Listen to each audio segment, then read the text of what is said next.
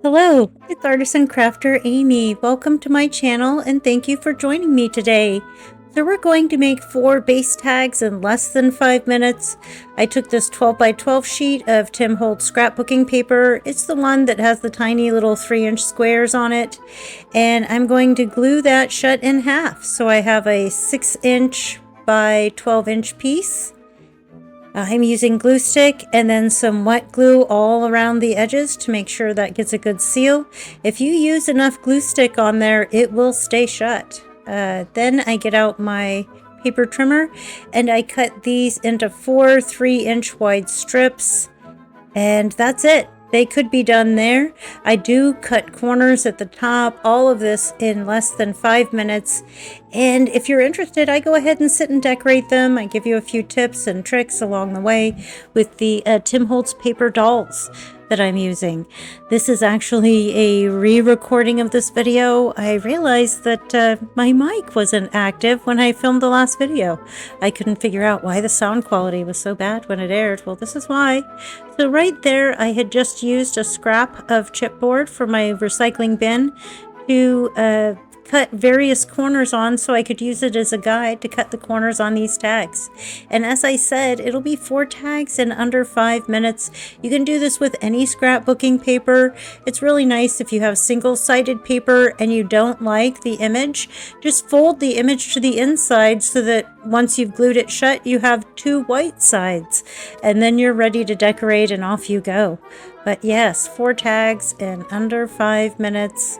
Not including the decoration, but I'm hoping you'll stick around to watch that with me. I think it's fun and entertaining. So there I am using the guide. I hold it up against the chipboard so you can try to see the shape better than on that pale background. There we go. I'm kind of looking at both sides, thinking about what I want to do. All right, here we are. We have my alcohol ink markers, and those are, I forgot which brand, but they're an off-brand from Amazon. I don't have a lot of markers in very many colors. I wish I had one that was a little more orange than this. But I actually filmed this video a few days ago and I was watching Tim Holtz Halloween live. I don't know if you saw that. It was amazing. I saw that one of the inspiration pieces someone had sent in, they had used the same doll and what looked like the same color. Of course, nothing else was the same about our projects, but I thought it was fun that they had inked up the same doll that I had picked out of that giant packet of Halloween characters or Halloween paper dolls. I got this a few years ago. I was wishing I had taken the shine off of this and made it matte before filming, so my apologies for the glare that occurs here. Okay, I've got a couple more colors out. I have some pink I'm going to add to her cheeks. There's some flesh tone that I add. I'm testing the pink on her hand to see how I like it, since it's a small spot, and if I didn't like it, it wouldn't be as noticeable. I did like it. I try to get it really puddled up on there. I like the effect when that happens, and then just kind of dab the excess off with my finger. I hold it up here so you can get a good look. I think her cheeks look really sweet. Can you see they're all rosy now? I love that. So this is a nice way with using your markers and coloring in your paper dolls. You can have the same doll look different on multiple projects just by changing the color of her dress. Another thing I could have done with that little girl is I could have given her, say, a black skirt and an orange top and just colored the skirt in with a black marker. Things like that. If I was better at drawing, I could maybe draw tiny little flowers. Glitter is great if you have that stickles or you added some glitter to it. I think glitter makes everything better. It's more fun, that's for sure. So I'm moving on and coloring in another little doll. I'm going to ink in 4 of these. I think you can see to try to create an accent where there's a ruffle on her shirt. I went over and over it in a scribbling shape. And I'm going to color in her face, rosy in her little cheeks. I hope you enjoy watching this. You find it entertaining. Here we go.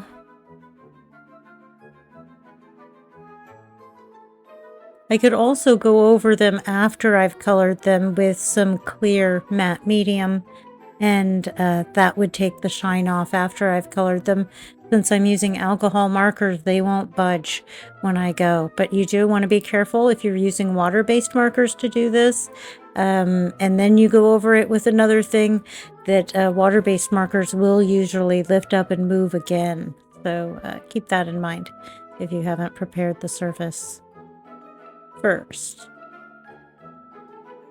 So I'm coloring this one in green. I tried to go over it with a lavender color, but that just looked gray.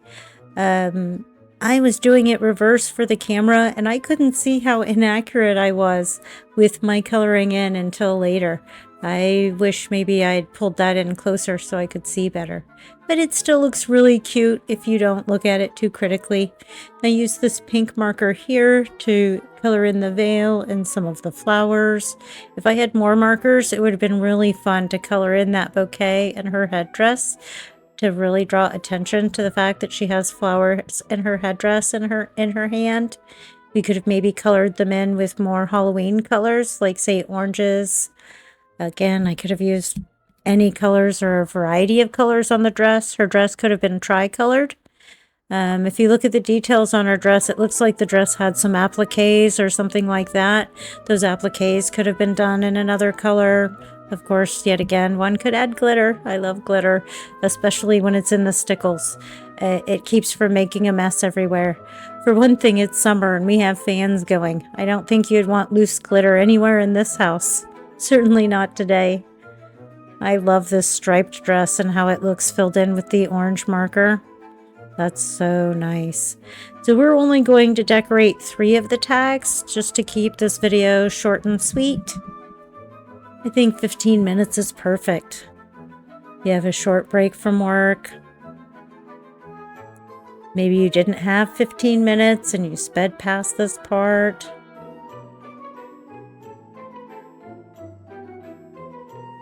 I've got a piece of blank paper under there, and it's a good thing you can see my marker went off and got onto the paper several times.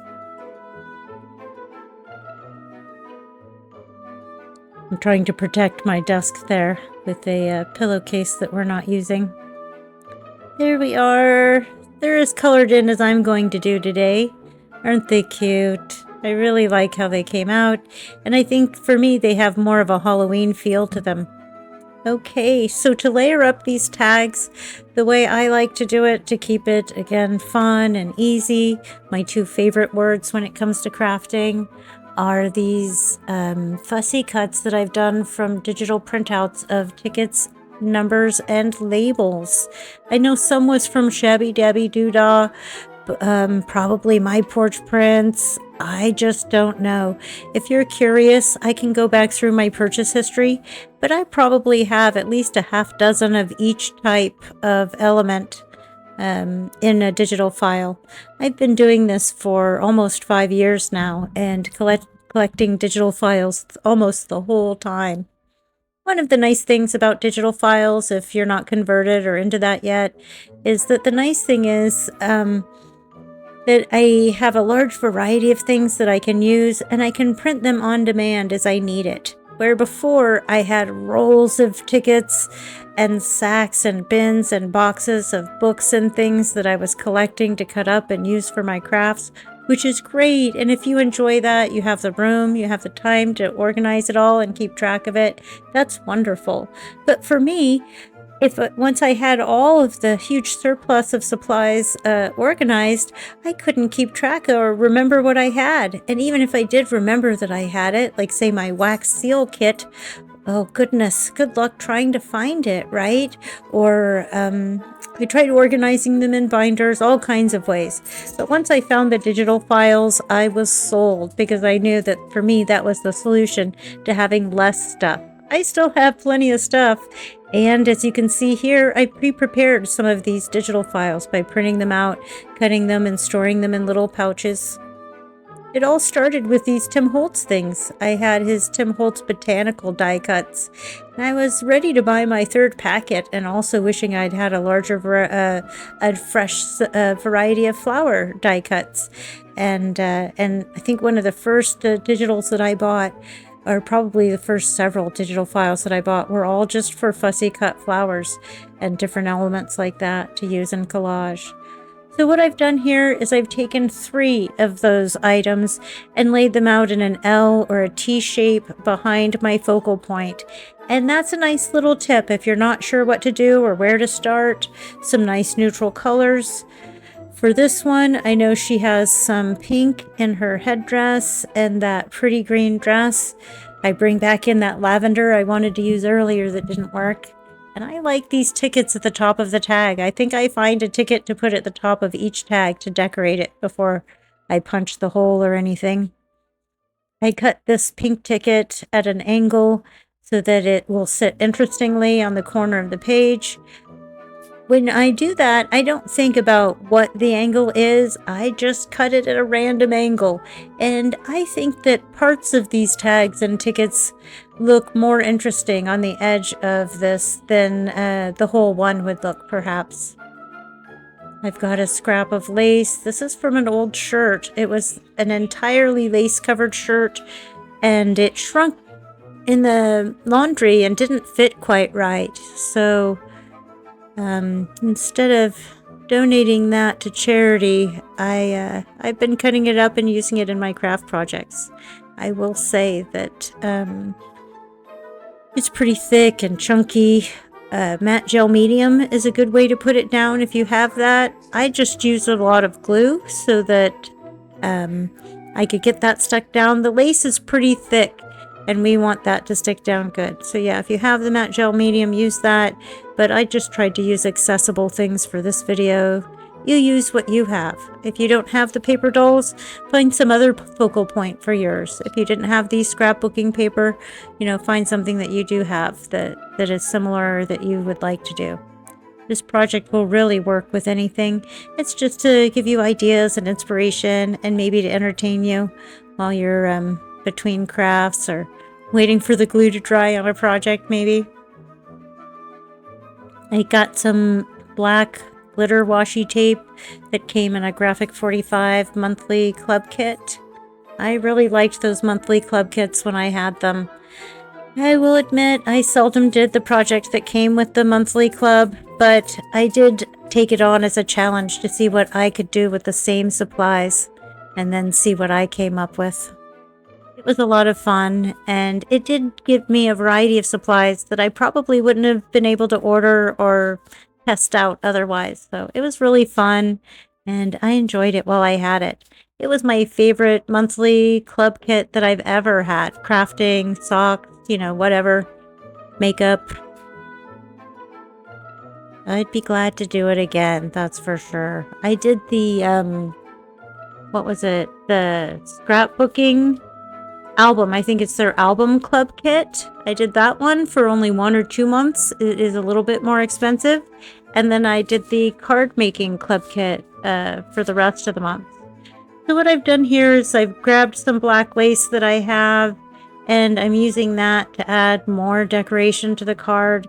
You'll notice that I just keep layering and layering it up. I don't stop until I love it, is kind of my rule of thumb. When I think it looks done or it's appealing enough, if I'm not sure if I like it, then it's not done. I have to be sure that I like it. Squeal with excitement.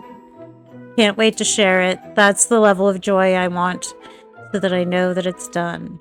Or sometimes I rip things off, and then I'll figure out why I don't like it, and then maybe tear that element off and change it out.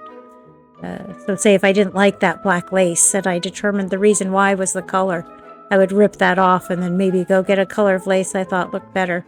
But I like it, it's staying. I've also put on some recycled sari silk black ribbon that I had from my stash. You use what you have. Spring would look nice. I grabbed some rickrack. That one I used my crocodile and set an eyelet in, the first one. The second one I just punch a hole in it.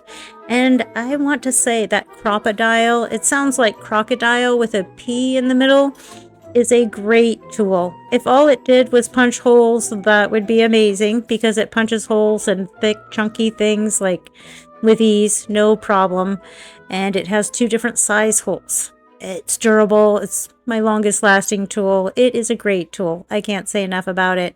But on top of that, it also sets these eyelets, which I think really add a nice touch to the tags. But that one in the middle, I didn't use an eyelet just in case you don't have it. I think you can see it looks just as nice as the other one. Here we are to the last tag. I'm adding the eyelet to that one.